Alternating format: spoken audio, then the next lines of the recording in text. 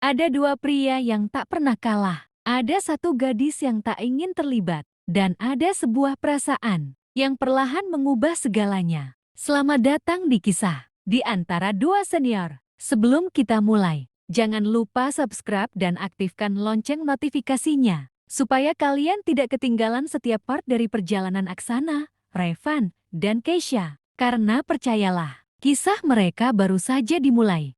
Bab 14, nama yang terus disebut. Beberapa hari setelah obrolan mereka di kantin, kehidupan kampus kembali berjalan seperti biasa. Tugas semakin banyak, ujian semakin dekat, dan organisasi mulai sibuk mempersiapkan seminar fakultas. Keisha hampir tidak punya waktu luang. Pagi kuliah, siang mengerjakan tugas, sore rapat organisasi, malam belajar. Namun anehnya, di tengah jadwal yang padat itu, ada satu hal yang mulai menjadi kebiasaan baru, Revan. Kadang mereka bertemu di perpustakaan, kadang di kantin, kadang hanya berpapasan di koridor kampus. Tidak selalu lama, terkadang hanya beberapa menit, namun cukup membuat mereka saling terbiasa. Siang itu, Keisha sedang duduk di taman fakultas sambil memeriksa catatan. Tak lama kemudian, seseorang meletakkan minuman di hadapannya. Keisha mendongak, "Revan, aku nggak pesan."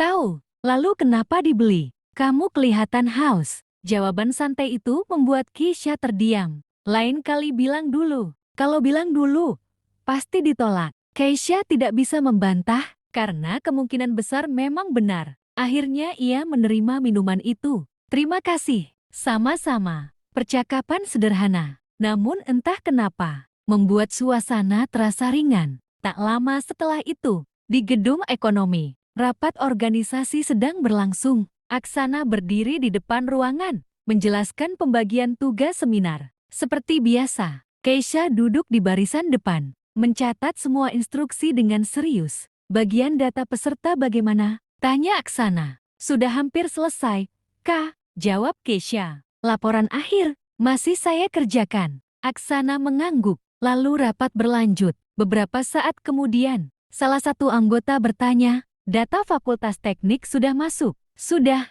jawab Keisha. "Kemarin Kak Revan yang kirim." Aksana yang sedang membuka berkas sempat berhenti beberapa detik. "Revan, nama itu lagi." Ia kembali melanjutkan pekerjaannya. Namun entah kenapa, nama itu tersimpan di kepalanya. Setelah rapat selesai, sebagian anggota mulai meninggalkan ruangan. Sementara Keisha masih membereskan berkas. "Ada yang perlu dibantu?" tanya Aksana. Keisha terlihat sedikit terkejut.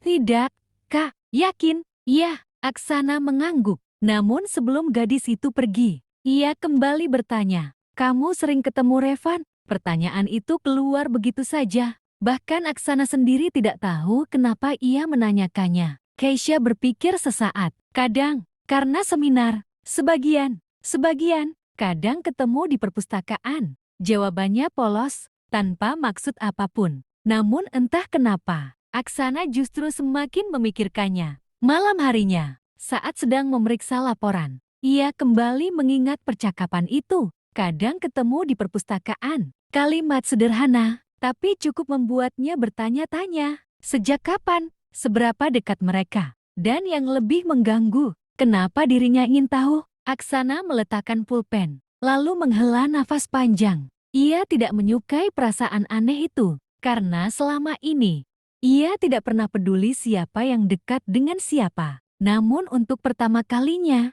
ia mulai memperhatikan. Dan tanpa disadarinya, perhatian itu perlahan berubah menjadi sesuatu yang lebih besar. Sementara di tempat lain, Keisha sedang fokus pada ponselnya. Dan Revan sedang tersenyum melihat pesan singkat yang baru saja ia terima. Pesan sederhana, "Terima kasih untuk minumnya tadi." Namun cukup membuat malam Revan terasa jauh lebih menyenangkan. Bersambung.